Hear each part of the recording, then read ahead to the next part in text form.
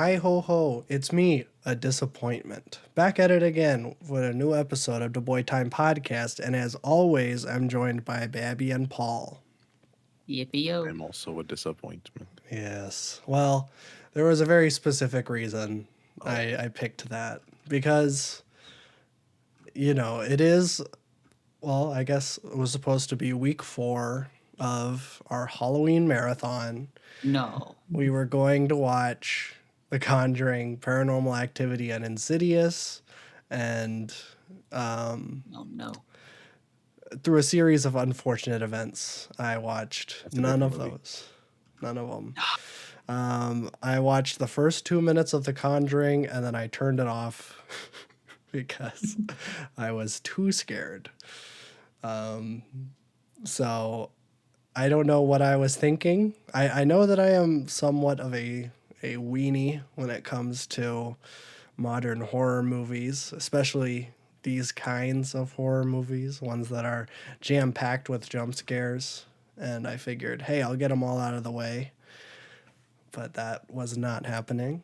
So I decided to do something a little different. We're still going to talk about a horror movie because I did watch one, but it's not That one of the movie. ones.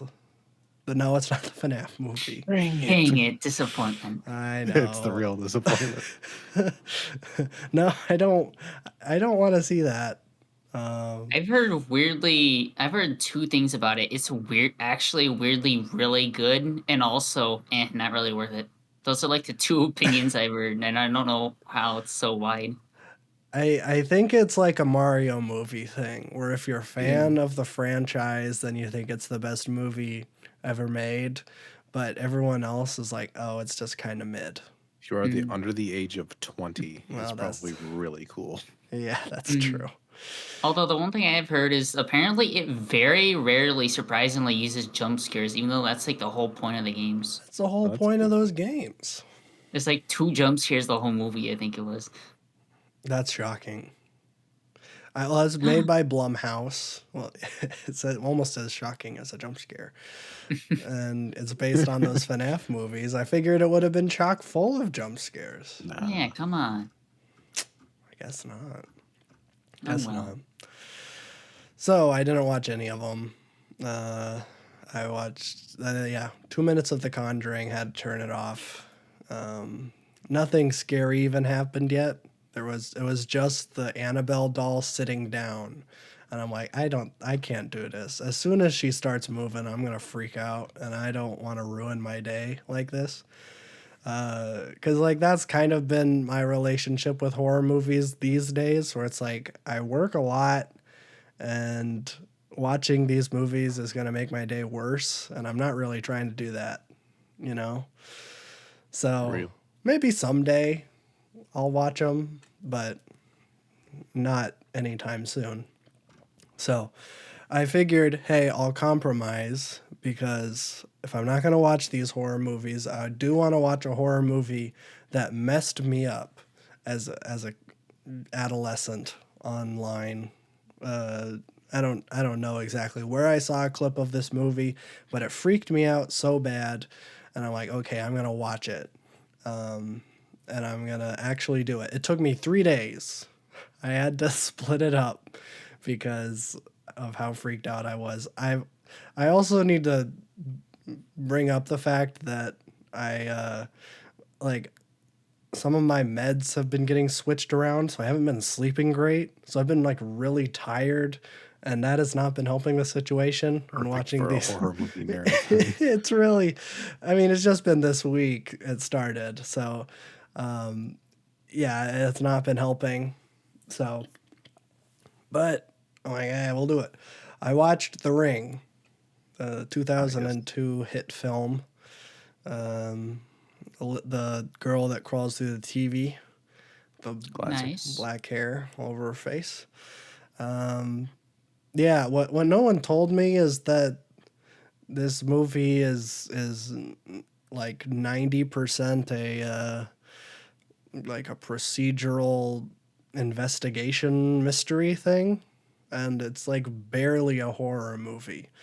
There's like a little bit at the beginning where Well, there's like one jump scare in the whole movie, and it's in like the 15-minute mark around there. But and then after that, it's just like an investigation into why the main, not the main character, but like the first person dies. Spoilers. No. But the whole premise of the movie is, and it's a very 2002 concept, where there's a VHS tape that you can find out in the wild, and if you watch it, then 7 days later you will die. And that's not really like the scary part about it. Like, theoretically that could be a coincidence, but like through those like 7 days, like you have like hallucinations and like all sorts of like weird stuff happens to you, in between that time of you watching the tape and you dying. And so the main crux of the whole movie is that the main character, who's played by Naomi Watts, her niece dies after she goes on like a trip to a cabin with a bunch of her friends. They all watch the tape and they all die like exactly a week later. And so she's investigating it. She finds the tape and she watches it because she's stupid. Oh, Yeah, I don't know why. It's like it's like the most horror movie thing ever, where it's like, that this tape, like the rumor is that it kills you in 7 days. Why would you watch it? Like, I don't know. Like, I'm not like really superstitious or anything, but if someone handed me a tape and said you're gonna die in 7 days after you watch it, I probably wouldn't watch I'm it. watching that tape. The thrill of it. That's why. That's true. So she watches it and then she shows it to someone like, so what do you think of this tape? And I'm like, what is your problem? Why are you showing it to people? And then she has like a 7-year-old son and she just like leaves it out on the table and she comes home one day and he's just watching it. And I'm like, what? You're such an idiot. Why are you leaving this tape out? You're like hallucinating. You're seeing like millipedes and all sorts of like weird stuff.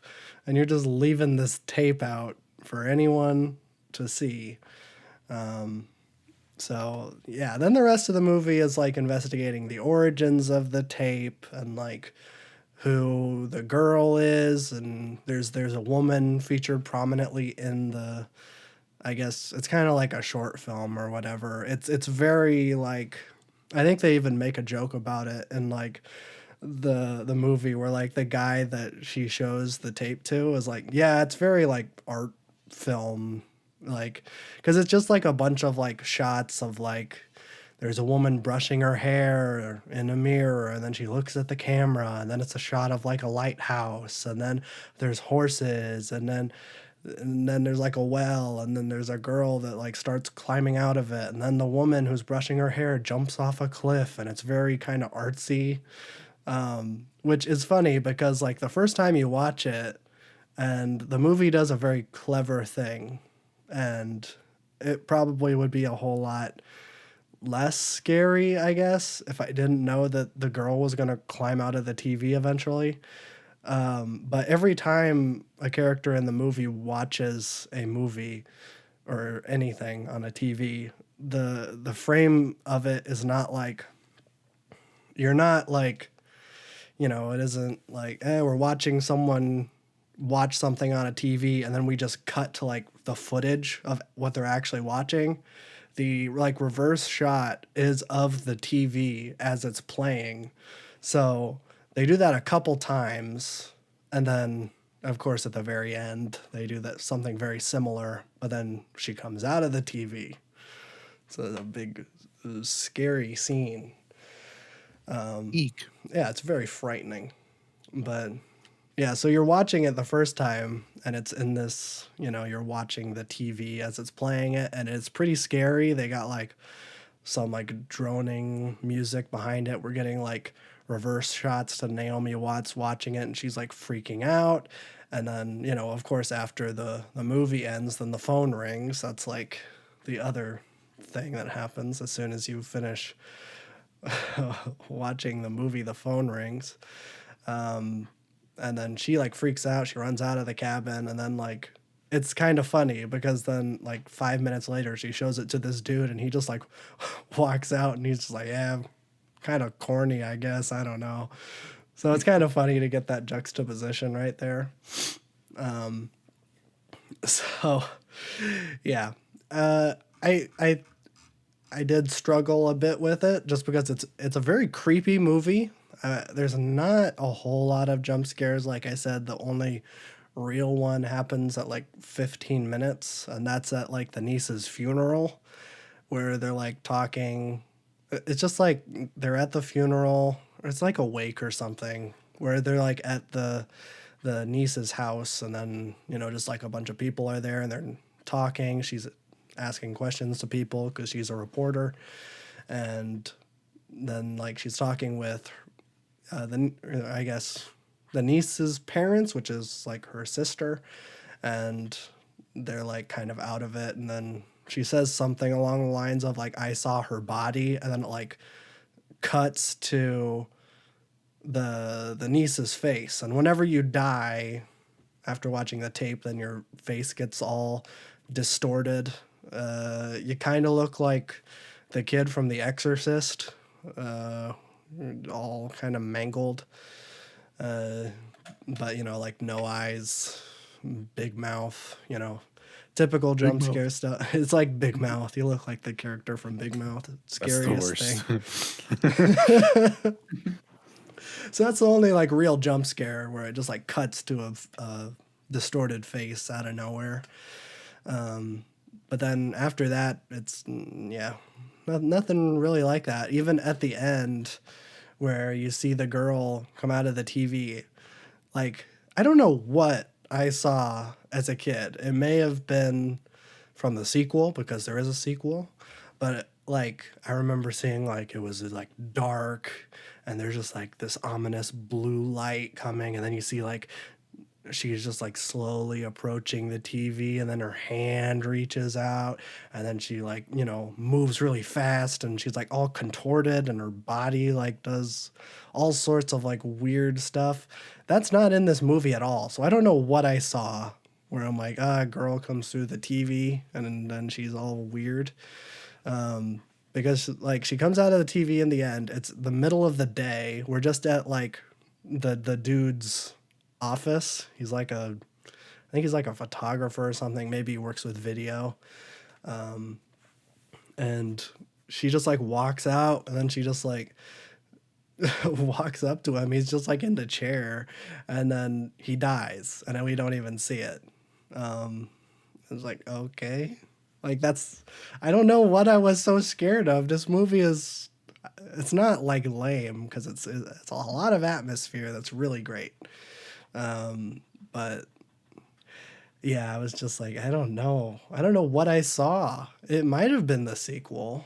I'm not going to watch the sequel just because nobody ever talks about The Ring 2. But yeah, I will say I do like the ending of a horror movie that kind of implicates the main character, makes them evil. And this movie does that. It kind of has the same vibe as like a Rosemary's Baby, but not executed as well. I mean, obviously, it's one of the best endings to a movie ever. But like the end of this movie, Naomi Watts lives after 7 days, and this guy that she showed the tape to dies, and she's like, well, why did I live, and why did he die? And then we get flashbacks to before, because when she was investigating the tape, she made a copy of it, and then her son ended up watching that copy. And so she's like, oh, it's because I made a copy of it and then I showed it to someone else. That's what saved me and what didn't save this guy. And so then the end of the movie is like her and her son at like the VHS copy place, and then she's like moving his hand to like make the copy. And then like I think like the ending line is like, don't worry, son, you're gonna be okay. And then her son asks, like, well, what about the person we show this to? And then it just like ends. I'm like, ooh, that's good. That's good, because I thought that like it was gonna have kind of a hopeful ending where, you know, they made it out and then it's all good. But nope, they're actually gonna be, I guess, kind of murderers and spreading this disease even more. So interesting, and it's a very interesting ending. Not what I was expecting. So yeah, I would recommend The Ring. Plus Brian Cox is in it, the the dad from Succession. Let's go. So he doesn't say "fuck off," like, Darn. unfortunately. It's his thing. It's a little weird because he didn't have any facial hair, and I'm like, is that Brian Cox? It kind of looks like him, but I don't recognize him. I mean, he's like 20 years younger than he was in the show, and then he's clean shaven. But yeah, it was him. Like, wow, that's cool. I like Brian Cox in that show. And he's not in this movie very long, but I won't say why. Wonder why. Surely nothing bad happens. Nothing bad happens. He's just a nice old man. Definitely doesn't kill himself in a bathtub. It's Dang. not Why what would you do that? That's not what happens. Well, he's in it for like a minute. He's in the scene and then he dies. That's awesome. Yeah. So It must be awesome to like get hired for a horror movie because there's like a 90% chance you're like not on screen a lot because you're just like a dude that dies. yeah, and he was like fifth build. So it's a good gig. It is. Easy money. Yeah. Unless you're like a lady, then you're gonna be in it the whole time. Yeah. And probably naked. Oh yeah. Oh yeah. Especially if you're in a Friday the 13th movie. Not that they make those anymore. But we already talked about I'm that. sure they'll reboot that. Oh, they already are. And Yeah. it's A24 that's doing It it. never ends. Yep. They're making the prequel show, Camp Crystal Lake. Yeah, I forgot about that. Yeah.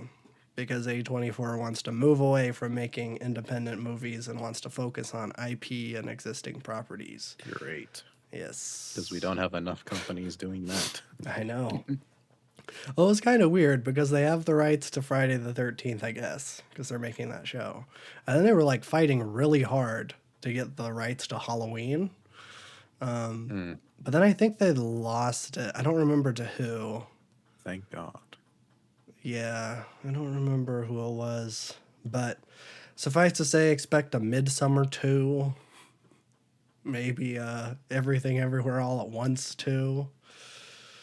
I don't know, all the big Personally ones. waiting for the 7 Five Nights at Freddy's movies. Oh, well, that's not A24. Heck yeah. But it will happen. It probably will. I don't know. I don't know how well this movie is performing. It actually performed like really well. Okay. I think the budget was 30 million, and the last I saw it made 180 million. Oh, well, yeah, that's the Blumhouse model. Yeah, I That's suppose. when they make horror movies, they make really small budgets. So even if they don't make anything in like box office, they still end up making a profit. True. I could like see them picking up more like niche video game horror IPs and like just doing this as a thing. Yeah. Yeah, I don't know. I feel like that's the direction they'll take. Blumhouse's Amnesia. Yeah. Although I don't think there's any demand for any more That's like such a 2012 Probably thing. not. I don't know any modern horror movies or horror games besides like Resident Evil and like Silent Hill. Which Yeah. have you seen the stuff for the new Silent Hill? That looks awesome. Mm-hmm. Oh boy. I'm loving this post Kojima Konami era. They are just knocking it out of the park. Should I explain the Silent Hill stuff? Does anyone care? Up to you. We got time. Okay, yeah, why not? I did watch 2 other movies, but I did. we'll get to it. Yeah, so Silent Hill, for those who don't know, was a kind of a niche horror franchise in the PlayStation 1 and 2. I don't know if there were any games for the 2. Maybe there was. I'm clearly not an authority on horror things. I couldn't get 3 minutes into The Conjuring. But yeah, kind of niche. And then in 2015, I think, around there, they released the PT, which stood for Playable Test, on the PlayStation 4, which was just a hallway that took a right turn, and then you open a door to the same hallway. You do that over and over again, and stuff changes, and it made such a big buzz. And then I think Kojima was working on it, and then once Kojima got kicked out of Konami, then they shelved that project and took PT off of the PlayStation Store. So if you have a lot of money, you can still play PT, because if there are PlayStation 4s that have it installed, Flappy Bird situation. it's a Flappy Bird situation. And I think they sell for, I'm not sure, probably upwards of $1,000 on I do eBay. remember this. Yeah. Nice. So that was the last kind of thing that was Silent Hill related, because that was going to be Silent Hills pulling a Aliens or Predators type sequel thing, which doesn't really make sense with the location, you know? It's like, it would be like Escape from New York's. I don't know. But then that was canceled, and so then now they're making a new Silent Hill game called Silent Hill Ascension. Well, I guess game in quotes, I guess, because I guess it's going to be like a live stream thing that you're gonna have to pay to get. I don't know if it's free. It might be free to watch, but then you have to pay currency to vote in a live stream on what happens in the game. So it's barely a game. It's kind of like a visual novel, but Slideshow. it's a slideshow that you may or may not get the outcome you want, because it's being voted on by the masses.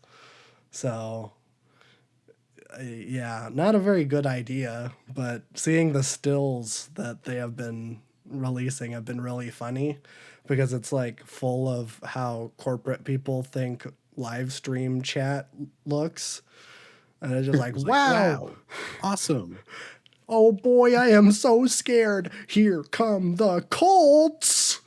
Like, that's, nobody talks like that in a live stream. Granted, I don't know if this is going to be on, I don't even know if it's going to be like a free game that you have to, then that's a live stream through that, because it looked like it wasn't like Twitch's UI or anything like that. So I think it just might be like a free game you download, and then that gives you access to a live stream. Suffice to say, it's going to be great. And frankly, I can't wait to spend tens of hundreds of dollars just voting, because I love voting. Go to vote.gov to register to vote. Very important to participate in democracy, Most especially important election of our lives, guys. especially the democracy of what happens in a Silent Hill game. Yes. So that's the Silent Hill drama. It's a very big drama. Great. Yeah. So I don't know. That's that. That's it for the horror section this week. Next week we will be back on the marathon train. I give you my word. We are going to be watching The Witch, The Empty Man, and Us. I think I can handle them. Even though the Us trailer freaked me out, I'm going to be brave. Brave little boy. I'll do it. So yeah, we'll finish the horror marathon in the second week of November, because that's how it worked out. But I did watch 2 other movies this week. I thought it would be interesting. Well, maybe not interesting. I don't know. This is more for me than it is for the podcast. I went ahead and rewatched 2 movies that I rated 5 out of 5 stars. They are very drastically different movies, but I was like, okay, I need to look at what I rated 5 stars and I need to see if they hold up. So recently I went ahead and I think I lowered The Dark Knight and American Psycho, even though I love both of those movies. I'm like, they don't really hold a candle to Do the Right Thing, which is what we're going to be talking about this week, which is it's a hard movie to talk about. It raises a lot of ethical questions, a lot of socio-political questions. Even the title, Do the Right Thing, is kind of ambiguous because what does that even mean? And I thought I would start with the first entry in Spike Lee's director journal that was included in the Criterion release of this movie. Because basically, while Spike Lee was making this movie, he kept a journal of everything that was going on while he was in production, pre-production, post-production. And Criterion has it. It came with a little book, and it's the journal. So I think to set it up, if you have never even heard of this movie, maybe you don't know a single thing about it, I'm going to let Spike Lee do it. I'm going to read a little passage. So here we go. I want most of the film to take place on one block. It's been my observation that when the temperature rises beyond a certain point, people lose it. Little incidents can spark major conflicts. Bump into someone on the street and you're liable to get shot. A petty argument between husband and wife can launch into a divorce proceeding, and heat makes everything explosive, including the racial climate of the city. Racial tensions in the city are high as it is, but when the weather is hot, forget about it. This might be the core of a vicious climax for the film. So, that was what's going on here. It's a block in Brooklyn, 1989, a time where I think, what was it, Howard Beach?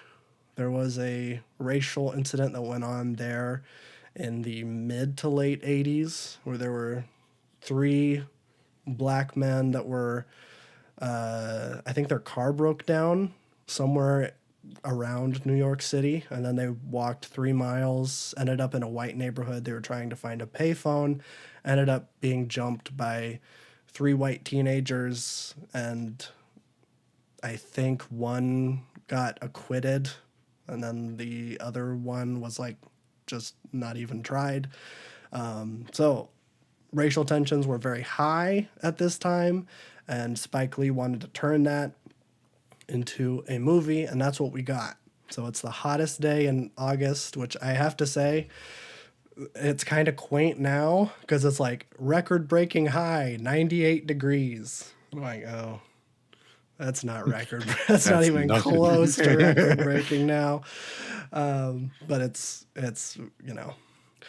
But yeah, most of the movie, it's taking place. It's a real block in Brooklyn. Like they actually scouted a real block and then shot in it. And basically how the racial conflict comes to be is that there is a pizzeria on the corner of the block, Sal's famous pizzeria, which is run by Sal and his 2 sons.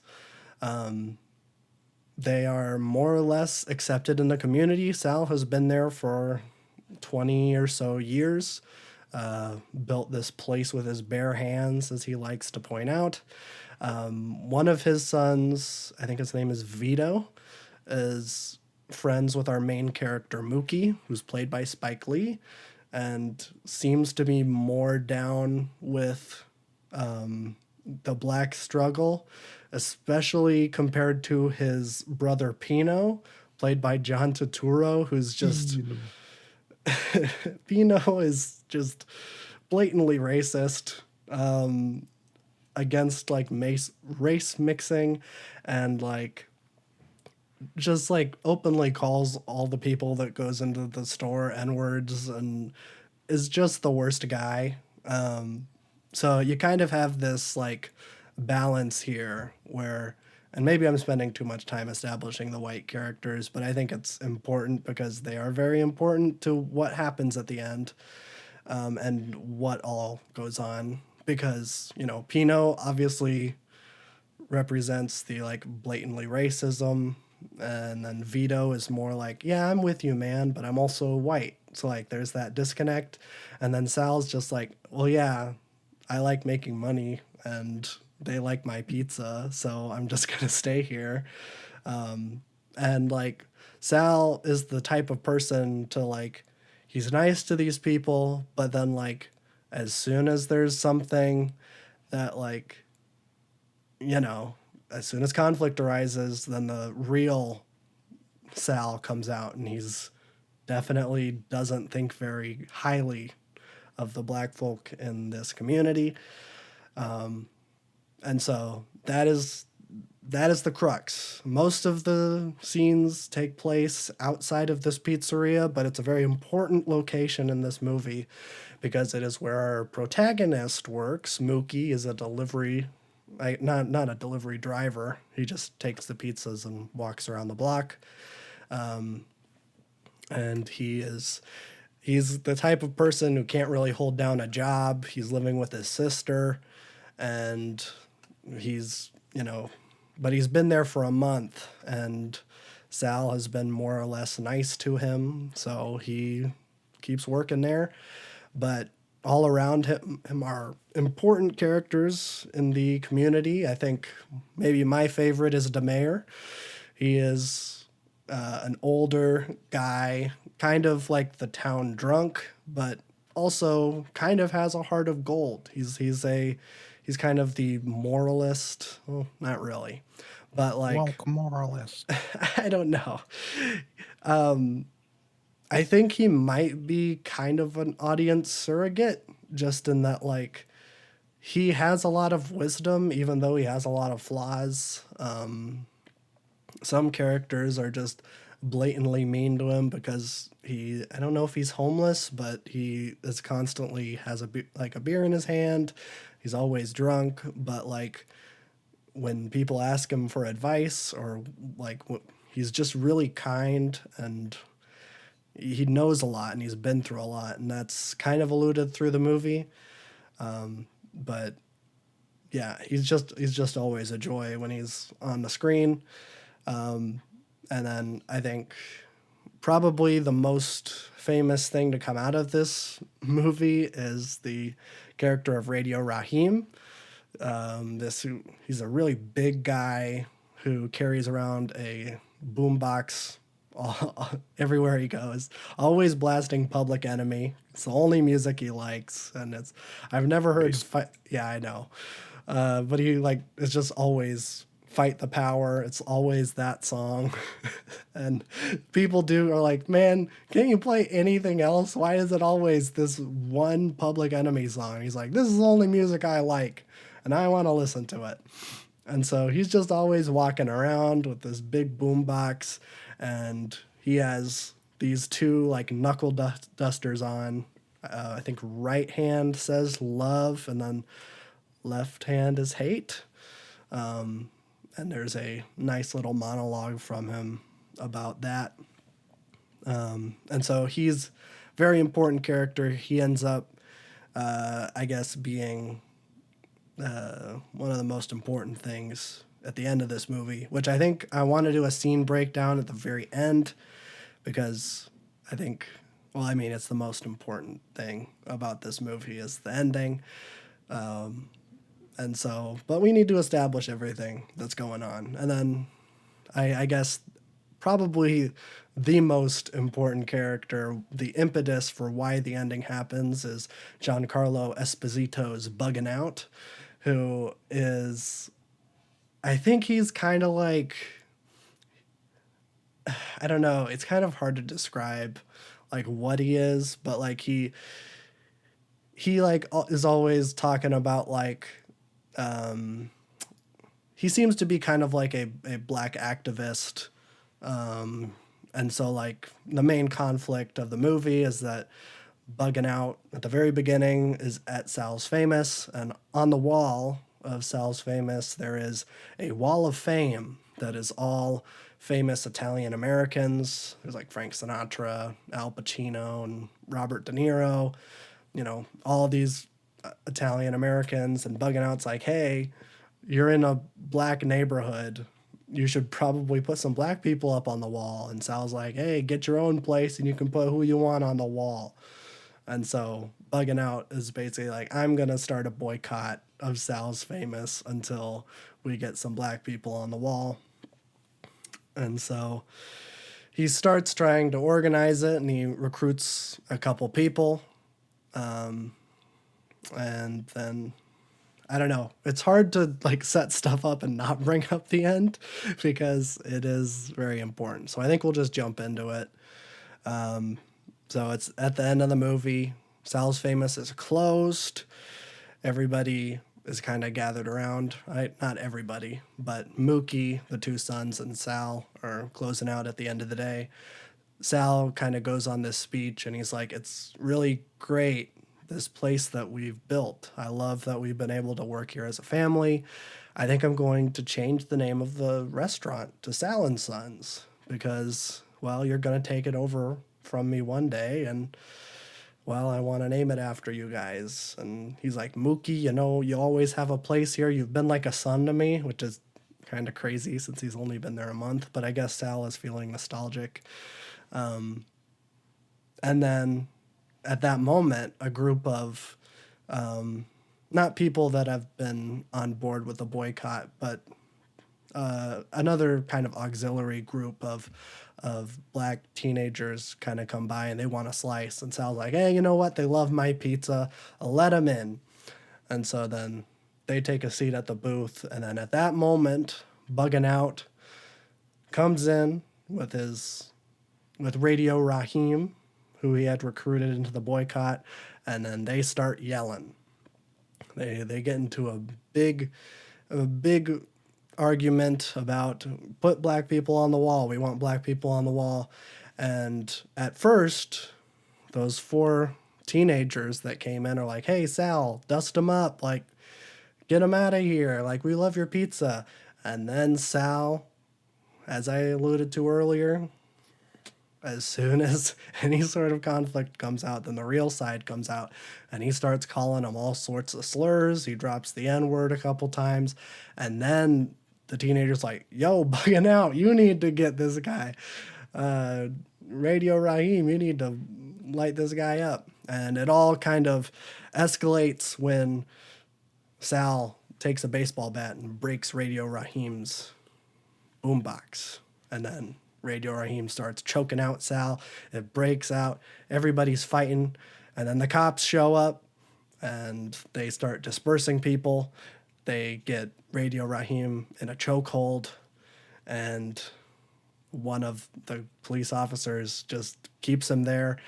The other cop is like, yo, you're being too hard on him. You got to let him go. And he doesn't. And Radio Raheem dies because this cop was being too extreme, which frankly has never happened before. Nope. That's definitely the hardest scene to watch, I think. But then what follows is like the rawest form of expression of the anger that these types of events have like filled this community with, where everybody has kind of gathered around in this community and they've all turned on Sal. And Sal's like, I didn't do it, the cop did. But it's like, we know that, you know, the cops took away, I guess, the body of Radio Raheem. They locked up Bugging Out. But Sal and his two sons are fine. They weren't even questioned. They were just left there. And so everyone turns on him, and nothing happens initially, but we see Mookie goes off and empties a trash can, and then he throws the trash can through the window of Sal's Famous, and then that's when the violence, and there's kind of a big riot. They run into the restaurant. They start destroying stuff. They're taking money out of the register, and then one character lights the place on fire. And it's interesting. There's a character I didn't talk about named Mother Sister, who's kind of like the matriarch. And at the beginning, she's like, burn it down, burn it down. You can tell that she's just as mad as all of these people are that radio was killed. And then as the place is burning up, she's just screaming, no, no, please, no. And the mayor has to run over and hold her. And it's just really, it's a really intense scene, just seeing all of this carnage, and justifiably so. I mean, it's I think this is like why this movie is so talked about. I think there's a lot of debate as to like, why did Mookie throw the trash can? Why was he the first one to start it? I have my own opinions. I don't really think it's my place to give it, but I think it's just an amazing movie. And if you have not seen Do the Right Thing, there's so much to this movie that I have not talked about. I highly urge everyone to. So please watch Do the Right Thing at some point. I do believe it is important for everyone that lives in America, and certainly everywhere else, because it is not just about racial conflicts in America.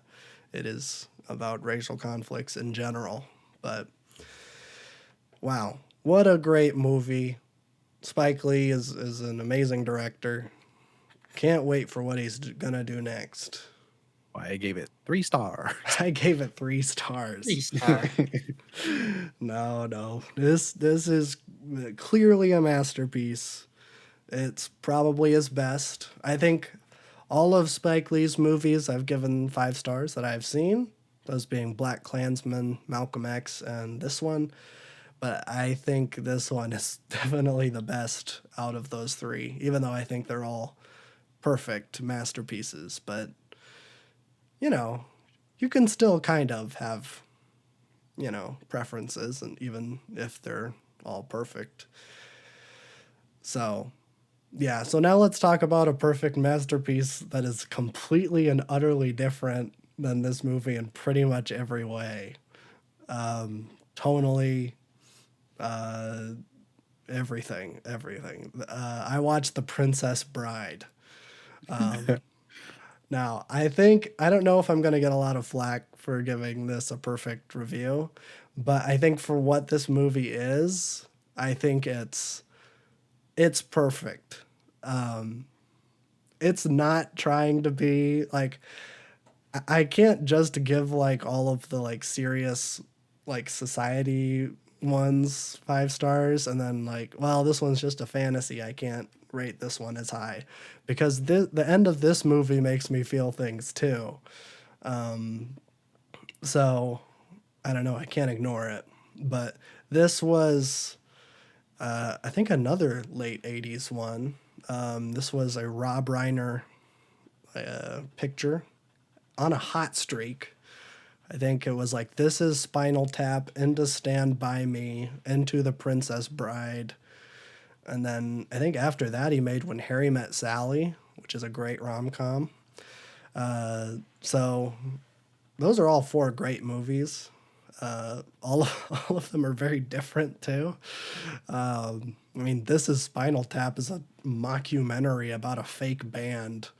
And then Stand By Me is a Stephen King thing. And then, this is like a fantasy fairy tale thing. And then When Harry Met Sally is a 90s rom-com. So it's like within the span of like 6 or 7 years. He was doing all sorts of stuff. But for what this is, I think it's great. All of the acting in it is really good. Everyone's giving really great comedic performances. And I think there's just a lot of heart in like I'm not sure if I'm using the right word here, but like the extra textual stuff where it's like, because the whole framing device of the movie is that it's like there's this kid who's sick, and so his grandpa is coming over to read him like a fairy tale story that has been kind of passed down generation to generation. It's like his dad read it to him, and then he's read it to his father, and then he's come over when this kid is sick to read it to his grandson, just kind of keeping that tradition alive. And, you know, his grandson is initially resistant to it. He's like, oh, it's the Princess Bride. Is this going to have kissing in it?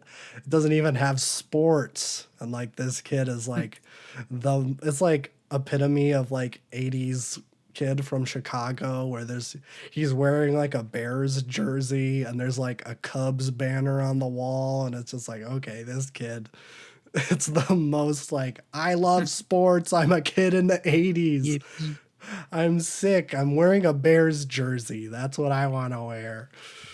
I'm not gonna wear like a robe or anything to keep me all warm and toasty. Nope, a Bears jersey. And so he's like, I wouldn't want to listen to it. There's not any sports, but it's a great tale. I'm obviously not going to have as much to say about this one just because I don't know. There isn't like a parallel to today's societal ramifications. It's just like, this is just a fun fairy tale.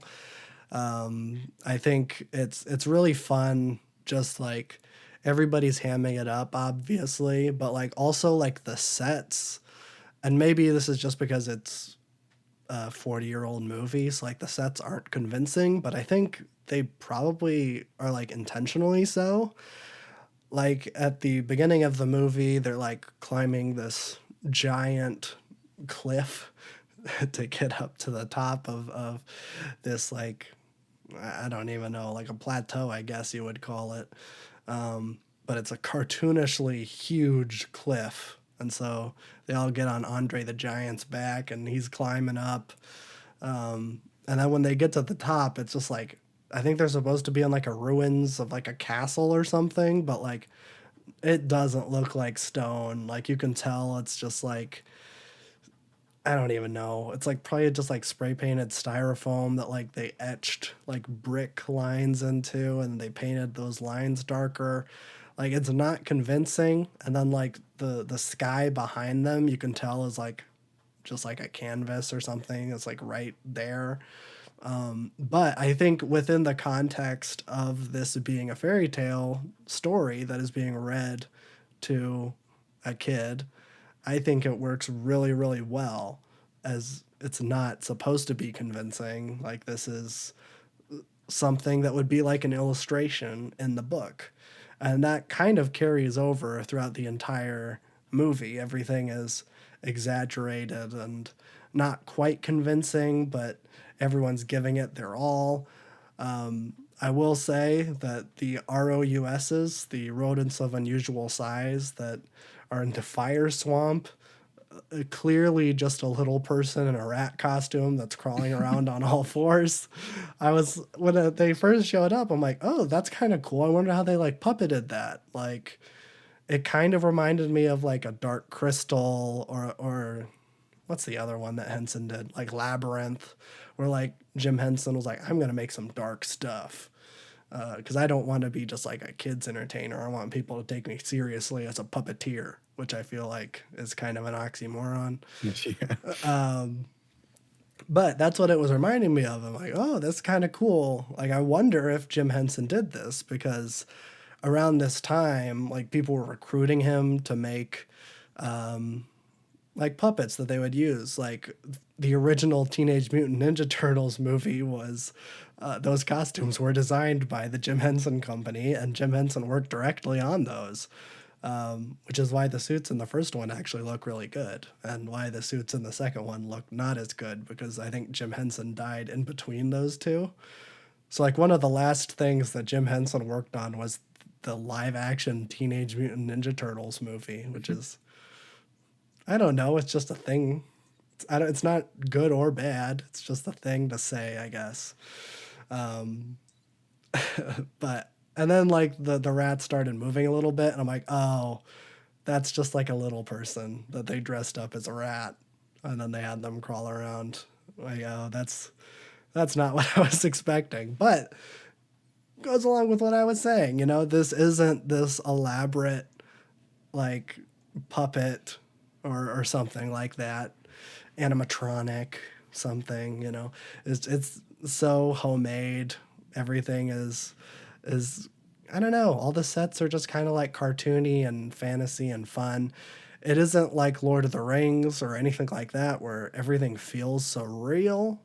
Even you watch those Lord of the Rings movies these days, and I would say like 95% of all of the like special effects look great because a lot of that was practical. Of course, all of the scenes where Orlando Bloom is like flipping around, those don't look so good. But, uh, you know, a lot of that's practical and all that looks great. And I think this looks great too. It's just very different, where it doesn't look real at all. But I don't know, part of the charm.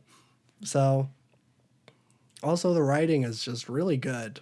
Like, there's so many great lines that I had forgotten about with this movie. And I will say that there is some nostalgia too. You know, I watched this movie all the time when I was a kid. This is one of my mom's favorite movies. So, like, I saw this movie all the time when I was a kid. I could probably quote like half of it, but like, I hadn't seen it since maybe middle school. So, like, it had been like a really long time, and there was still like lines that like I knew were coming up, and I'm like, oh man, I've seen this movie so much, but it's so good. I'd recommend it. Obviously, I don't think this one is like required viewing. Like, I think Do the Right Thing is, but I think it's for what it is. It's great. It's a great movie. So check it out. I don't know if I'll keep it at 5 out of 5 stars. I might move it down to 4.5. But I don't know. I really like it. So shoot me. Okay. Also, The Ring I gave 4 stars. Just I don't usually say the ratings of new movies that I've seen, but that one's at a 4 star. Just so that that's all cleared up, because that movie's great. So there you go. Theoretically, I could talk about Spider-Man 2 again because I finished it. Not only did I finish it, I got the platinum trophy for it, which I will say is less an achievement now than it used to be, because this is one of the easiest platinum trophies I've ever gotten, which, for those who don't know, is when you get all of the achievements in a game, then you get the platinum trophy on PlayStation. I don't do it for every game I play, but the ones that I really like, or the ones that are really easy, like this one was. I'll say, like, within the last 2 weeks, I got the platinum trophy in the original Infamous on the PlayStation 3 and Spider-Man 2, and I'm way more proud of the Infamous one because I had to play through the whole game 3 times, and then I spent like 5 hours searching for every single blast shard that was just spread through the open world, and they didn't show up on the map, so you had to manually go around and try to find them in every nook and cranny. It's the worst. I don't recommend anyone do that, but I did it, and I'm like, it's like that one is probably the one I'm more proud of. But yeah, I finished Spider-Man 2. I don't want to get into the story just because we're still not far enough away from the release to do that. But I will say, I won't talk about this game for very long. But I want to say that I am very, very disappointed in the suit choices for both of the Spider-Men because I have unlocked them all, and it's unfortunate because I think I'm just thinking back to the suit selection in the first game. There was so much represented there from movies, but also uh, a lot of like comic stuff, a lot of like other like video game references, and it was like, man, that was so cool. It felt like such a representation of the entire Spider-Man mythos, and there was a lot of stuff for fans of the franchise like myself. So I thought that was really cool, but I was so disappointed. Like those last suits that you get in the original Spider-Man games are some of the cooler ones, some of the more niche ones. I mean, like the Spirit Spider one where Spider-Man is a skull, like a flaming skull. It's so edgy for no reason. Uh, don't know why that's like in there, but um, that one was like one of the last ones, and it's just like that was cool. Just to get like these really niche ones. I kid you not, the last suit you unlock as Peter is the like inside out black and gold suit from Far From Home. I'm like, that's lame. Why? The last five suits, I kid you not, the last five suits you unlock for Peter are all from MCU. So you're getting like the black and red one from Far From Home, and then you get like the blue and red one that he wears for like 1 minute at the end of No Way Home, and then you get like the Iron Spider from Infinity War, and then it's just like, why?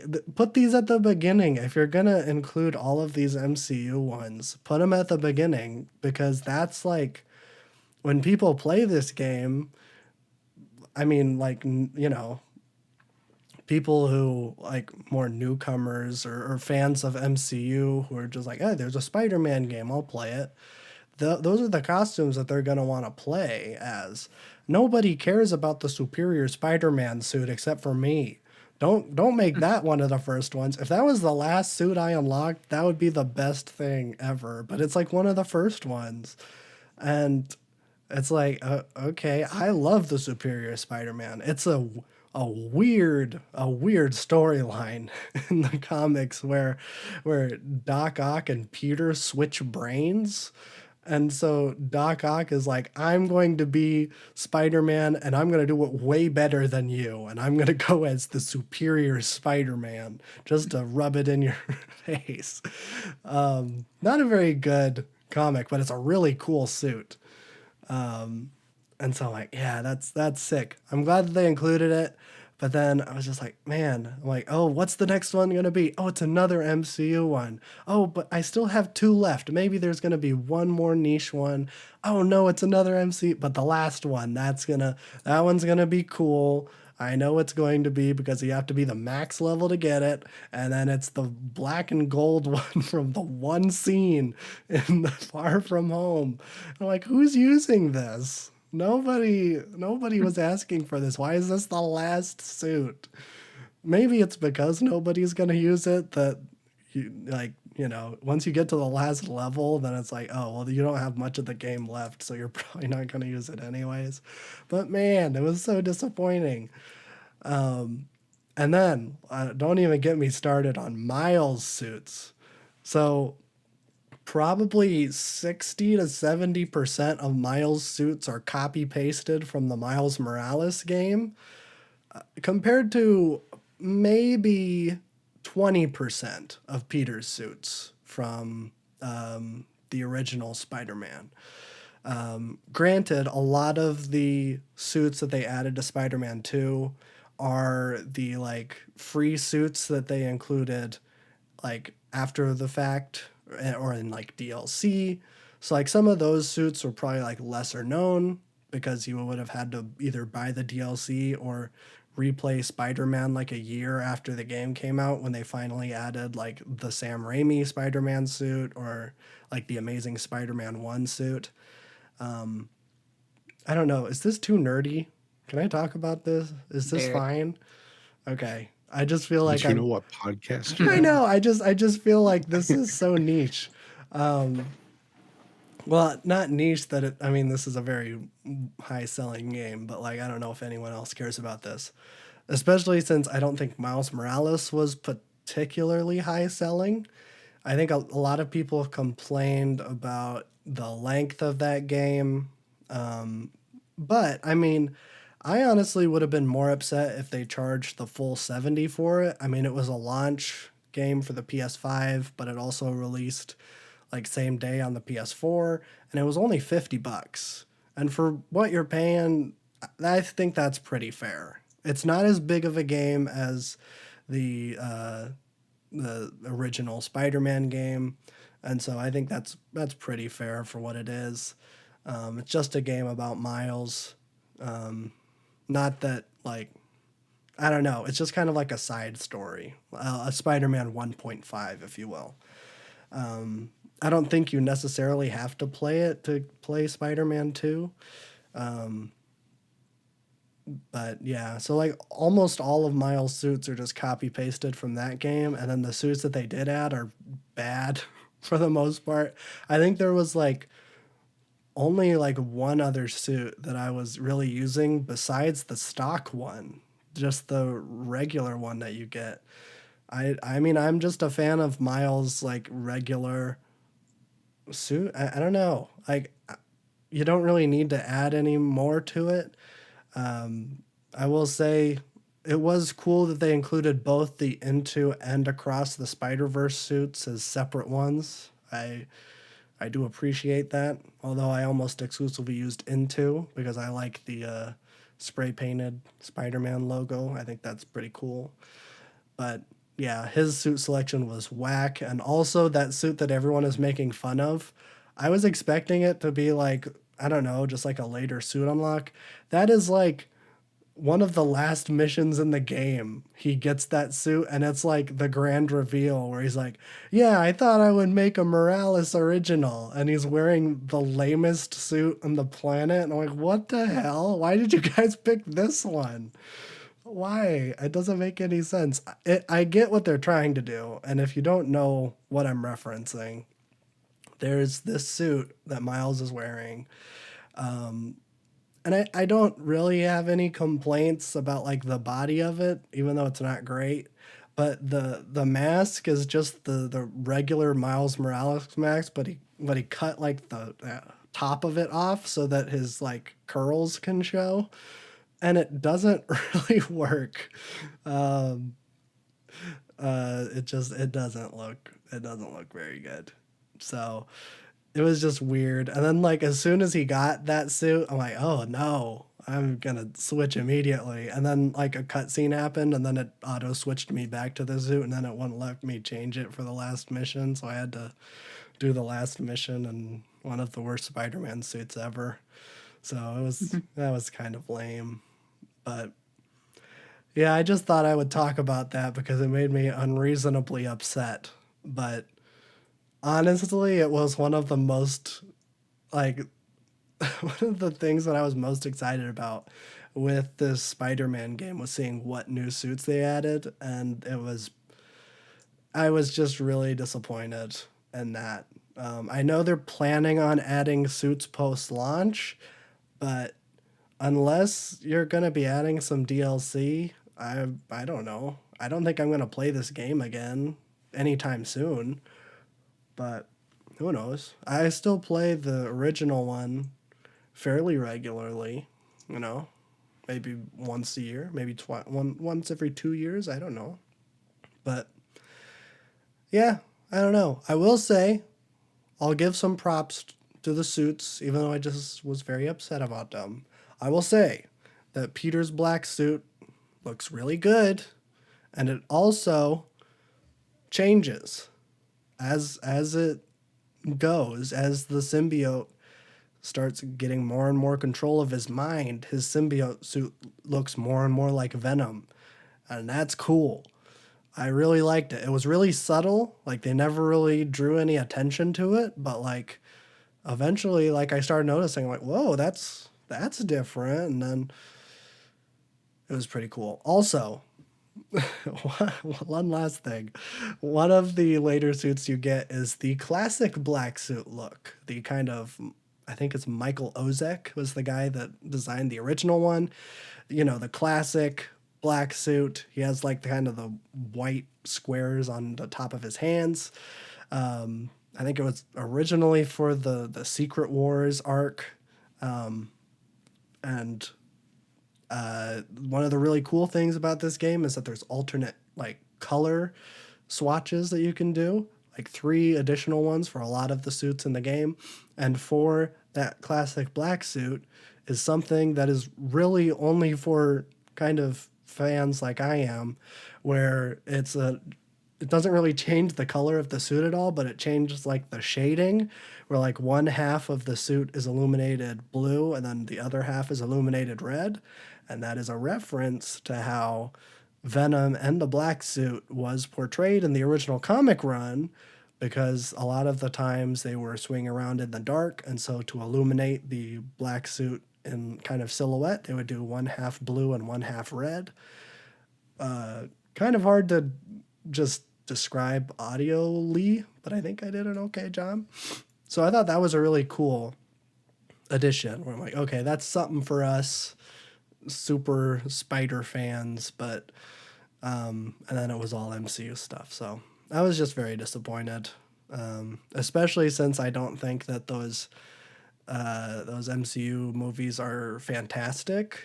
I think my favorite one might be No Way Home, but I really like Homecoming. That one is just a really simple Spider-Man story. It doesn't have a lot of MCU stuff in it. I mean, Iron Man's there, but I mean, a lot of it is just Spider-Man stuff. And the rest, I mean, Far From Home and No Way Home are like MCU movies. That's kind of like what they feel like. Even though No Way Home is kind of just like a continuation of those other Sony movies too, also. I don't know.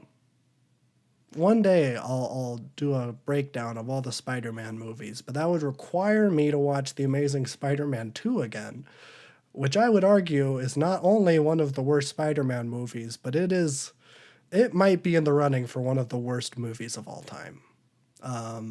Especially like big, like professionally made movies. I'm not talking like Your Amazing Bulks or anything, but like in terms of like big budget Hollywood movies, I think The Amazing Spider-Man 2 might be one of the worst movies of all time. So I'm not looking forward to rewatching it. Maybe if I ever get together with our friend Grant, we'll watch it with him because he likes those movies for some reason. Because he has the worst taste ever. A bit of a contrarian. A little bit of a contrarian.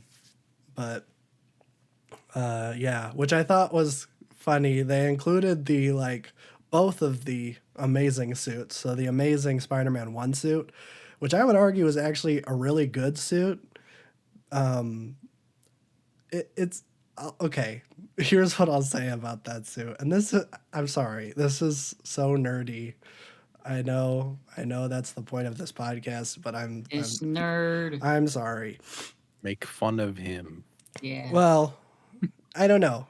Here's kind of my problem with those amazing movies is that they kind of try to have their cake and eat it too, where they're like, this Spider-Man it's more realistic. It's a more kind of dark and gritty version of the Spider-Man thing. Like, how would he actually do this? Where those Raimi movies were more like harkening back to like the golden age of like the 50s, 60s stuff. Classic kind of superhero stuff. And so like what's really cool about that amazing suit that's kind of different than the Raimi ones is that like, well, Spider-Man starts off and he has his wrestling suit and then he just magically has like a really well-made suit and it's like, is he like a seamstress? How the hell did he make that? And Amazing still has that problem too, but they try to fix it where it's like, well, Spider-Man wouldn't know how to make a visor, so we're just gonna have him get some sunglasses and then make those his like eye holes. So he just has like two sunglasses that have like kind of been angled, and that's a cool touch, but he also just magically gets like a really well-made suit that just has sunglasses in the eye holes. So I really like that touch, but it's just it doesn't save it. And then the Amazing Spider-Man 2 suit is just awful in terms of like design. His eyes are way too big, and then like the spider logo on the back is too small. Just all of the proportions are off and bad. And then when I saw that suit, the Amazing Spider-Man 2 suit in the Spider-Man 2 engine and compared it to like other Spider-Man suits around it, I'm like, wow, I didn't realize how bad this suit is until I compared it to other ones. So I know weirdly that suit was like one of the higher downloaded mods for the original Spider-Man on the like the PS4 one that was on the PC. Makes it hard to talk about. So I don't know. I know some people like it. Some people like those Amazing Spider-Man movies. I just choose to believe that they're dumb. It's just kind of weird. I don't know. I'm almost done. Sorry. But what's different with like Spider-Man fans, and I'm going to compare it to The Last Airbender. I think these are both movies that I have half a star of. I would say they're both equally terrible in terms of adapting their source material and also just being really bad movies in general. But like The Last Airbender fans don't defend the like cool stuff in The Last Airbender, mainly because there isn't any. But if there was, I'm trying to think, is there anything cool in that M. Night Shyamalan Last Airbender movie? If you were like 10, maybe. Maybe. I'm trying to think. There's nothing. There's nothing cool about I it. think seeing a real person do like bending is cool for the first 5 seconds, and then Yeah, immediately after, it's like, okay, I'm done. true. Yeah. And it is kind of weird how like he changes how like I don't know. This is not we're not going to get into this. But it would be like the Last Airbender fans don't defend that movie at all. Even aspects of it where it's like, well, yeah, the movie's bad, but at least there's this. But like Spider-Man fans, for some reason, some Spider-Man fans are like, man, that last fight with Electro and the power plant's really cool. And then you watch it and it's like, oh, I forgot that Pharrell did the soundtrack to this movie, and for some reason, Pharrell thought he could Weird make a thing. dubstep song and work it into the movie. I think okay, not only did Pharrell make the soundtrack, I think he made the score, which Pharrell is a great producer and musician, but You don't make scores you though. don't make scores. It's just not good. And especially that dubstep thing when he's fighting Electro. Like I get what they're trying to do, where like he's using the electrical currents and like using like all of the stuff at the power grid to like use that to attack Spider-Man. And every time that electricity like surges through the wires, it goes like vroom, there's like a synth hit. I get what he's trying to do. It just is terrible. And then is it Elektra that ends up killing Gwen Stacy? Or is that Green Goblin? That I movie, thought it was Green Goblin, but I don't remember. I know Green Goblin does it in the comics and like in the original story. I don't think it's New Goblin. I think it's Old Goblin. But that movie also does the cardinal sin of any Spider-Man movie is that you should never have three villains. We learned that with Spider-Man 3. But they do that in Amazing Spider-Man 2 with Electro, New Goblin, and Rhino. Rhino's barely in it, but he's in it. And so you should just never do that. Learn your lesson.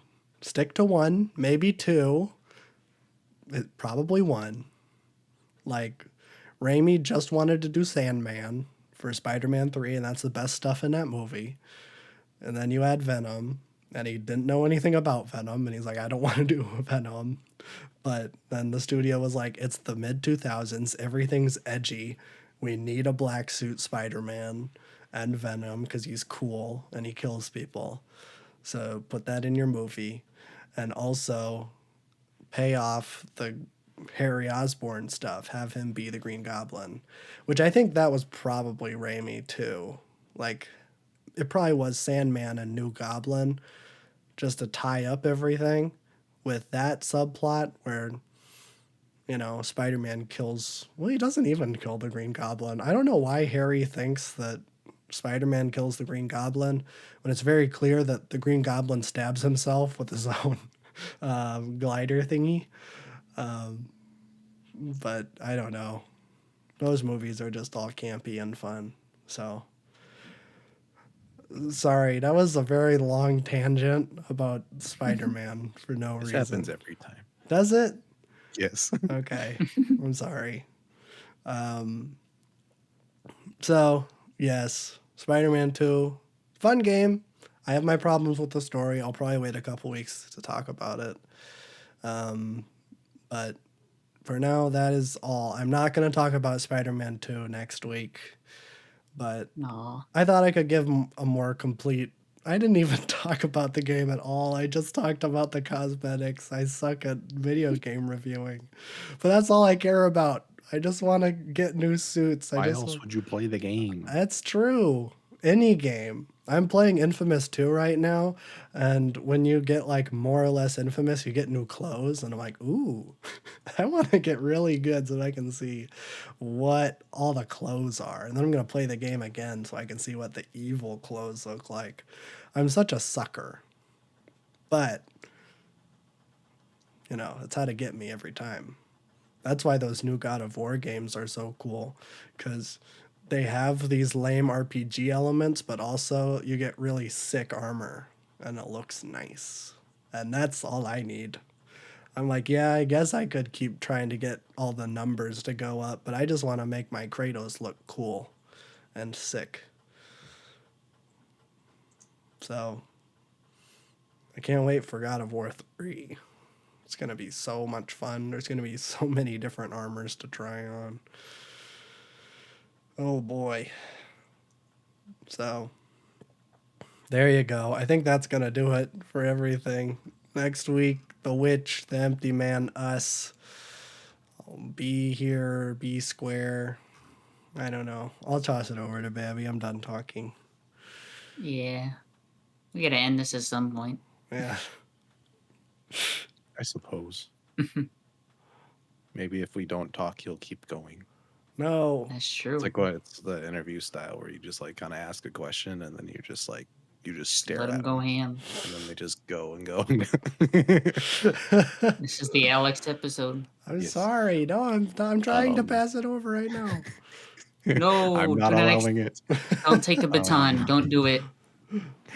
I don't have a lot for music this week, but we will still talk about it. King Gizzard Lizard Wizard. Oh, yeah, I saw that. 25th album, The Silver Chord.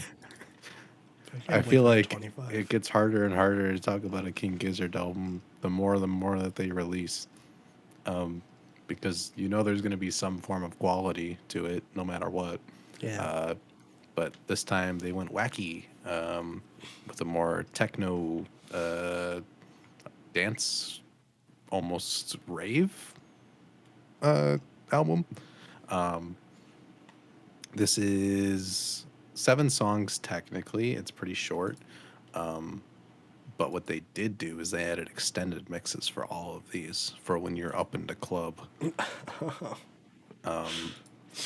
Yeah, so the album turns out to be an hour and 56 minutes, but nobody's got time for all those extended editions. Yeah, I thought it was just one because like I finished listening to the album and then like the Thea extended mix came on and it was 20 minutes. I'm like, oh, this is a cool like bonus track. And I'm like, no, the whole album has extended mixes to it, which is cool, I guess. I mean, if you're into that kind of thing. The album's pretty decent. I mean, it's nothing groundbreaking or anything for them. I enjoy that they just have fun and go wherever they want to. And that shows because it is a pretty fun record. It does go into a lot of different avenues. The first 3 tracks we heard because they released them as singles all at once. So it's basically like almost half the record. And I mean, they're good. I think the Thea is probably my favorite out of like the first 3. But it gets more techno-y. I like the energy across these because it is kind of one seamless record.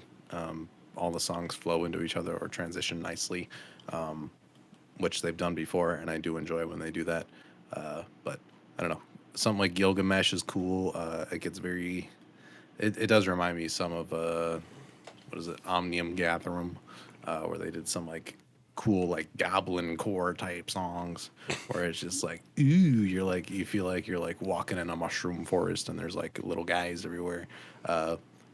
And then they do the thing where they did on Omni and Gatherum again, where it's like more rap style verses out of nowhere, over these like techno almost breakbeat loops. It's just fun. The issue is I don't know if I'll ever come back to this record because like, yeah, it's a lot of fun to have on, but is it really? It does not stand up to the rest of their catalog by quite a large margin, I'd say. I do appreciate that they're able to like do this wide range of things, because their fan base kind of allows them, and they just don't care about like sticking to one lane, which is great. Yeah. And they do everything pretty decently. But I mean, yeah, it's good. It's still worth a listen. Other than the extended mixes, unless you like really want to get into like a flow. If you're doing something like, you know, working out or working from home or something, and you need just like filler for your ears, that's maybe what those extended mixes would be good for. Or DJs in a nightclub or some Australian rave party thing setting. But I mean, it's cool. They didn't really promo this record a whole lot either. I feel like this is just kind of like a cool thing they wanted to do, and they did it because I definitely think. Oh man, I forgot the name of the song. Petrodraconic Apocalypse or Dawn of Eternal Night and Annihilation of Planet Earth in the beginning of whatever. That one was definitely the better album from them this year. But yeah, I mean, it's still decent. It's King Gizzard. You're gonna have a good time when you throw it on. But yeah, that was good. That was the only album I listened to this week. I don't think there was really anything big besides Taylor Swift's 1989 Taylor's version, which Did I you did listen not to that? listen to. No. I But Kendrick did re-record his verse for the Bad Blood remix. yes, that's the Which- only thing I listened to from Yeah, it. yeah, which is funny because that song's pretty bad. But props to Kendrick for recording his verse when he was doing that weird mainstream pop feature thing where he was on like that Maroon 5 song and then on Taylor Swift song, and then I feel like he was on one other Imagine Dragons, that's what it was. Who's on an Imagine Dragons song? Yeah. I think it was the Radioactive remix, but I could be wrong. Oh, I think you're right. Yeah. Yeah, it is. I don't know what his deal was. It's funny because he like did To Pimp a Butterfly, and then within that same year he did all these like really bad pop features on like the biggest songs out currently. It was the biggest switch up I could have ever imagined. But yeah. Sorry to all my Swifties, I'm not listening to 1989. Wow, Because can't believe that. why would I do that? I've heard that the remixes aren't as good as the original ones either, but you didn't hear that from me, so don't come at me. I'm innocent in this. I don't know. I feel like Folklore and Evermore were pretty great, and I feel like the mass hysteria surrounding Taylor Swift has completely turned me off from going back to any other album she's made. Yeah. So I'm gonna wait for that to die down for a while. Yeah, that's pretty much where I am too. It's just like those two Yeah. records are great, but I'm like I don't need anything else. And I right know now. Red's gonna be good. Midnight's was actually pretty decent. There's a couple memorable ones that I like on there. but it's like, I don't know, it's too hot right now for me to be going in anywhere with Taylor Swift or even attempting to do any content around Taylor Swift, because I enjoy my life and not being doxxed or anything like that. Never underestimate white women who like an artist or anything like that. It's the quickest mobilization of people you'll ever see in your life. Um, we should be using that for good. That's all I'm saying. Yeah. Other than that, MGMT released a single What? yesterday on the spooky day, as our time of recording this. Halloween was yesterday. Mother Nature is the title. I've only really dug into Little Dark Age, Yeah. and what is the other one I've heard? Congratulations. Congratulations. Yes. This is pretty different. It is definitely more of an indie rock direction, which is cool. I don't mind it. I don't think it touches anything on Little Dark Ages for me because I love how quirked up that album is. But I do enjoy the single. It's pretty good. It's definitely a little bit more in this more mainstream sounding indie rock genre if you're not listening too much, but if you like sit down and listen to it, it's a pretty well produced. I like the flow of it. It still has a little bit of the quirk that they usually bring. But yeah, there is a new album coming from them. It is officially slated for February 23rd of next year. So it's coming. I thought it was coming earlier than this, but I will take this honestly. Looks like we got 10 tracks. Still can't tell what the sound's going to be, if it's all going to be this kind of style or if it's going to be a little bit all over the place. But Loss of Life will be the album. This is going to be their first in 6 years. Yeah. Kind of crazy. But we will most likely do a reaction to this, and maybe we can dig Bab Jab out of the hole that he's been in.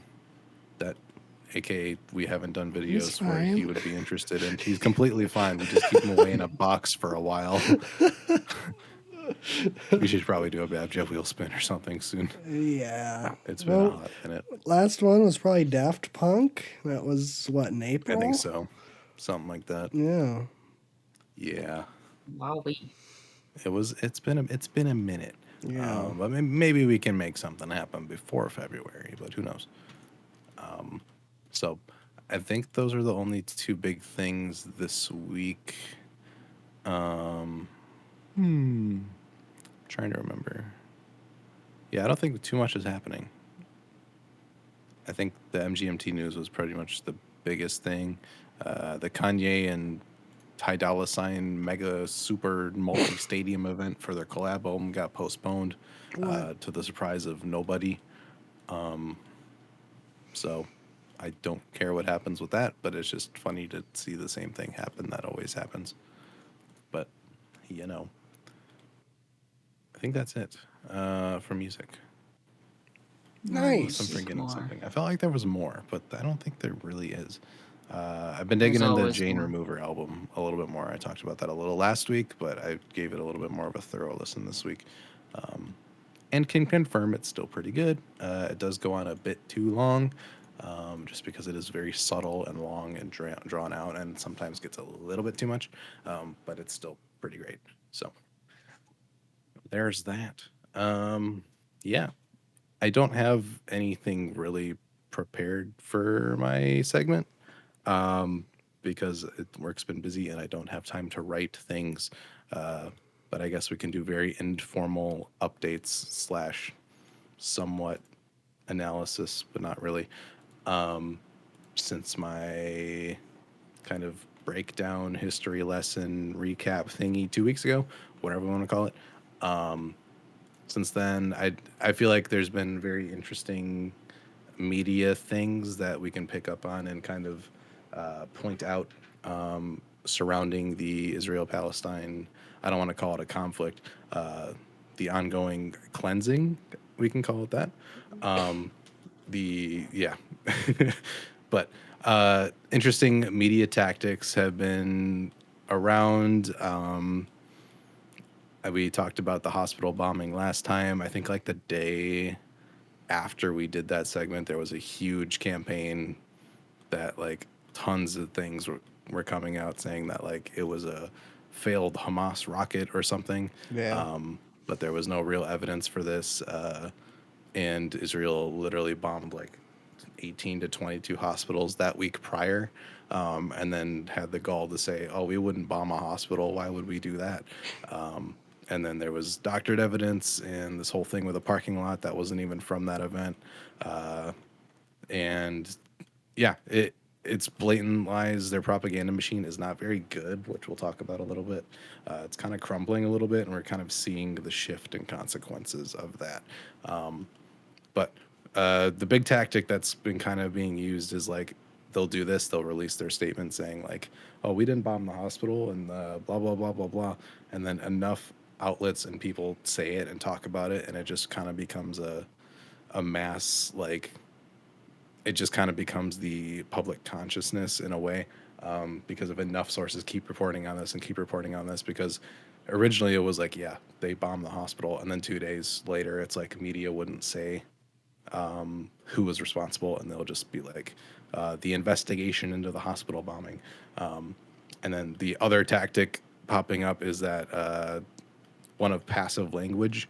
This one's pretty common. You'll see it everywhere in every single outlet, even by politicians themselves, where they will not say IDF or Israel. They will say bombs explode in Gaza, or they will say explosion kills blah, blah, blah in Gaza, as if the bombs are responsible, and they do not tell where the bombs come from or anything like that. It's actually like very, very, very darkly funny if you look at any news outlet's coverage of this, because it's crazy to see how many times this tactic is used in every single headline and story that is done. It's really, really, really disturbing.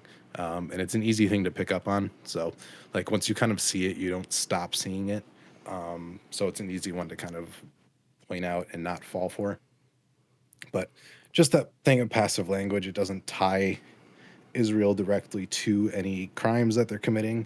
And this especially works with like SEO. If you look up things about it, it won't come up as much. So that's a main reason why that's a thing that's happening. I think there was a thing with like Anderson Cooper on CNN like last week or 2 weeks ago, where he accidentally said like Palestinian civilians, and then like he had to like retract it right away and like change it so it didn't say civilians. It's kind of crumbling really a lot quicker than I thought it would.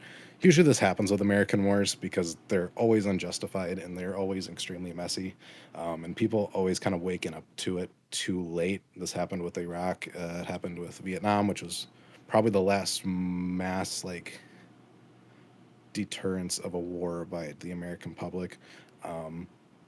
But we're seeing it happen pretty quickly here. Israel's propaganda apparatus is not very good. They've been pretty blatant about their stuff, and their government is not helping because they're just openly doing things now. I mean, even the things I brought up last time, where it's like they're calling them human animals and blah blah blah blah blah. Like that's been happening since day one, but it's getting harder to cover up now, and it becomes really sloppy when all these things are happening in real time, and news outlets need to keep reporting on it, and it's really hard to like get all of them in line. Even though they all are. I mean, you can look at any U.S. politician, even the so-called like progressives like AOC and Bernie. They use these same tactics. Like, I mean, all of them like condemned Hamas and didn't say anything about like all the Palestinians being killed. And even if AOC does say something like that, it's never like the fault of Israel or anything. It's civilian casualties. And then I think Elizabeth Warren made like an awful tweet where she was like basically condemning the bombs used to kill Palestinians, but did not say anything about like where the bombs came from or anything, which is pretty on brand for Elizabeth Warren, as useless as of a human as she is. But yeah, it's just really, really, really darkly funny when it comes to language like that. But we are seeing a shift. I'm sure some people have noticed it. If people have been like privy to what the situation is before the October 7th attack, this has all been pretty blatantly like, you know, Israel propaganda coming out of it. But I think more people are like waking up to it. The consensus and general consensus is kind of shifting a little bit. A lot more liberals are coming to the more Palestinian supportive side.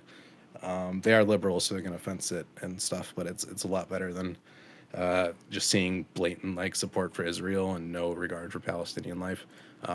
It's it only takes so long for like Israel's propaganda machine to kind of break down, and it's hard to cover up all these things that they're doing. It's like the hospital bombing happened, and then there was a whole dispute about who did it, and then 2 days later they literally like bombed a church that was like 1,000 years old, which is like Yeah. so much older than Israel itself.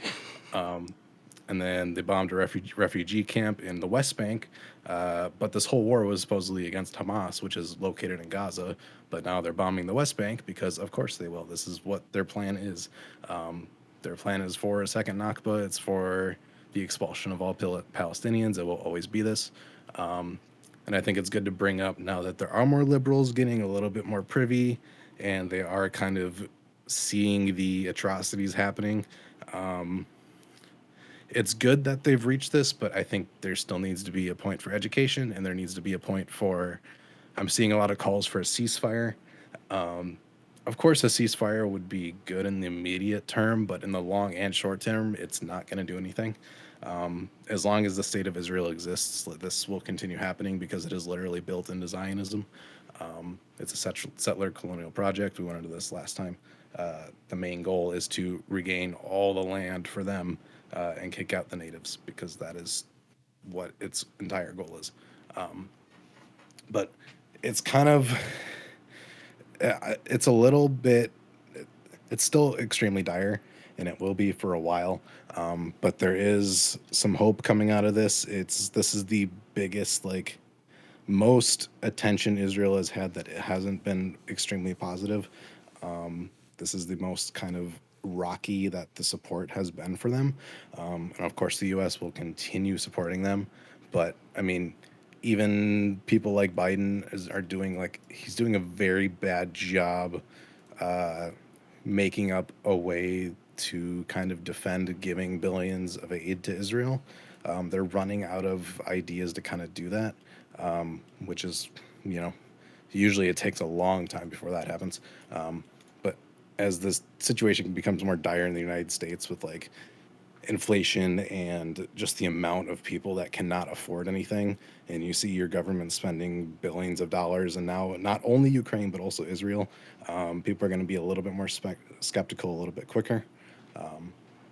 So we are seeing a little bit more resistance pop up in the States, and this is something where like this can have a direct effect on this conflict.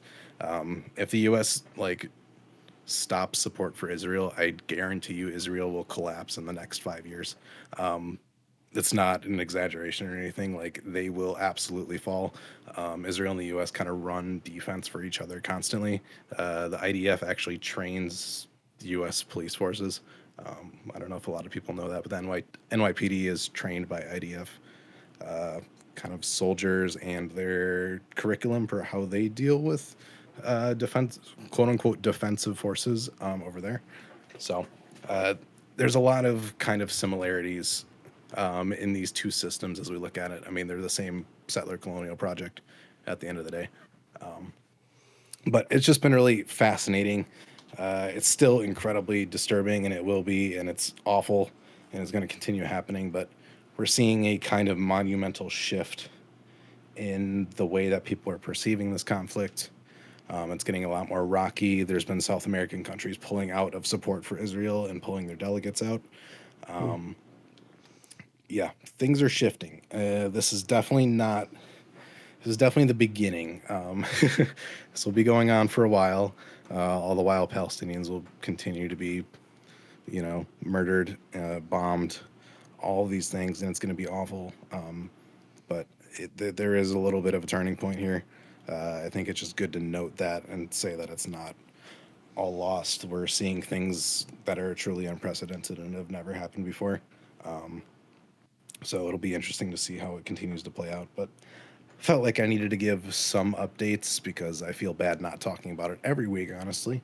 But I want to have thoughts gathered enough where I can actually make some sort of a decent segment out of it. Yeah. But just observations that I've been seeing the past couple of weeks. As we continue this, I think the IDF just launched its ground invasion a couple days ago. Reports are saying it's not going well because they're literally bringing tanks into tight urban warfare, which is not smart. It's interesting because I feel like we're going to see Israel's ground forces be a little bit of a paper tiger. Israel has conscription laws, so you need to join the IDF when you turn 18 and serve at least 2 years, and then from there you can, be conscripted further or do something else. So a lot of their army is literally like Zoomers in their early 20s that have not had any face-to-face combat or whatever, fighting against Palestinians who have known nothing but violence and that are trying everything they possibly can to take back their homeland. It's kind of looking like a Vietnam situation early if I were to predict some things when it comes to a ground invasion. But again, not to be idealistic, but it's something of note because just because you have billions of dollars of backing does not mean you're automatically going to be stronger than people that know the area and are fighting for a cause, honestly, a lot more close to them than it is for these young kids that are being forced into conscription for this military. But yeah, so a lot of stuff happening. We have yet to see like real international players kind of involve themselves. I know there's been rumors of Yemen kind of joining against Israel. It's still strange to me that Hezbollah has not officially joined in this war yet. I feel like if they don't do it, it's going to kind of look bad for them since their whole thing is reporting on Palestine and the crimes happening at the hands of Israel. So it's interesting. But there's going to be a tipping point. Fascism will always kind of collapse under this weight.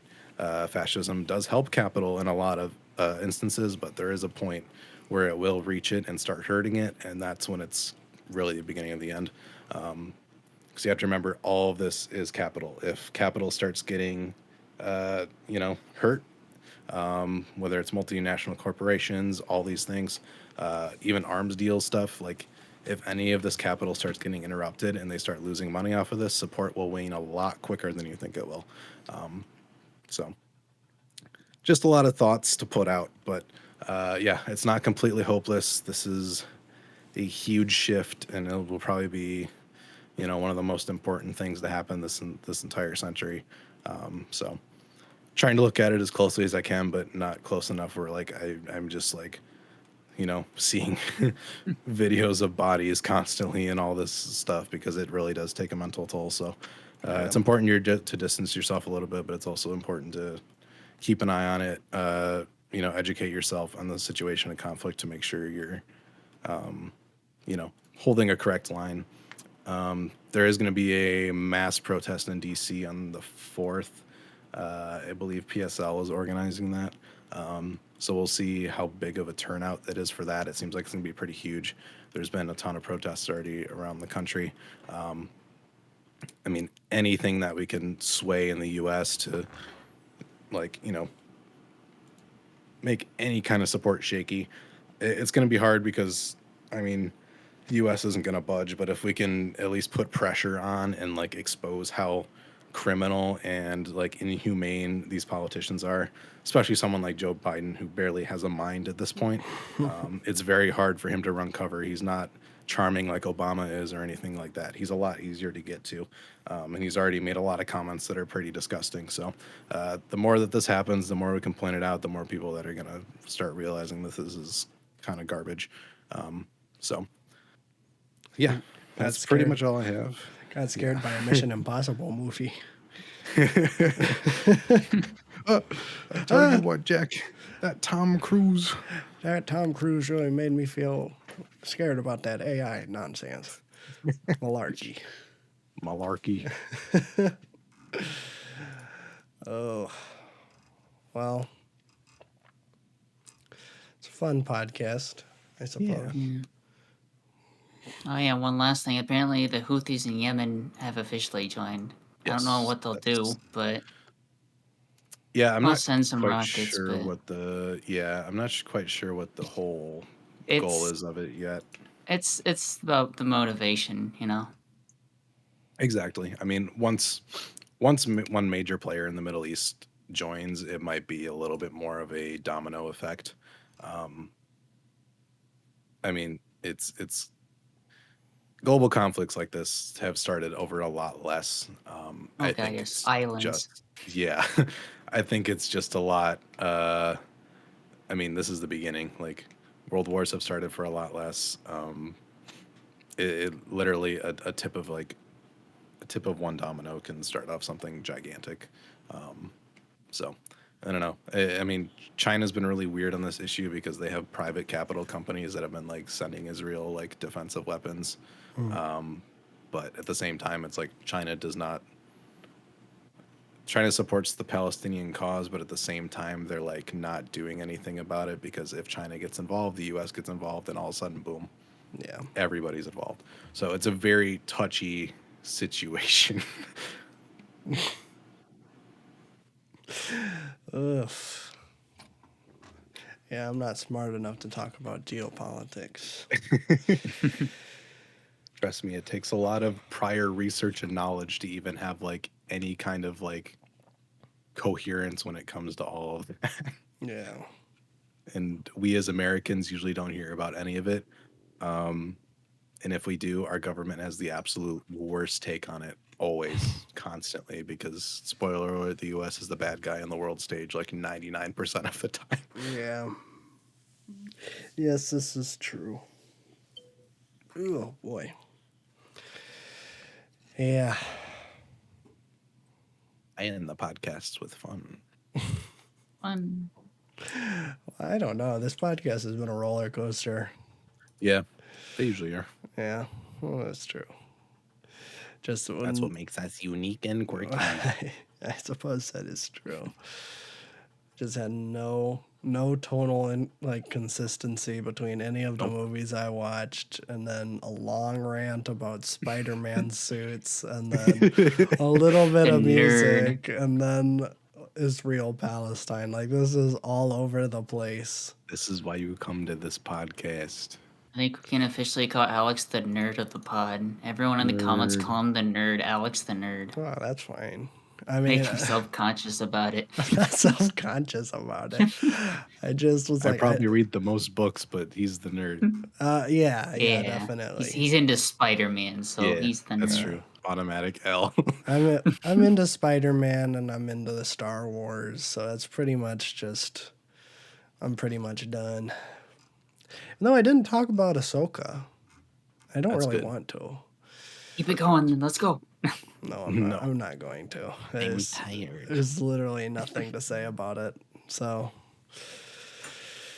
yeah. Well, I think we'll just end it there. Don't know what next week is gonna be. Well, I do, but I don't know what else it's gonna be. So, It's gonna be the 7th. That's what it's gonna be. not when the podcast comes out. Oh, good point. I don't know when the podcast will come out. It'll either be the 9th or the 10th next week. This week it'll probably be the 3rd. Allegedly, of course. But until then, ciao.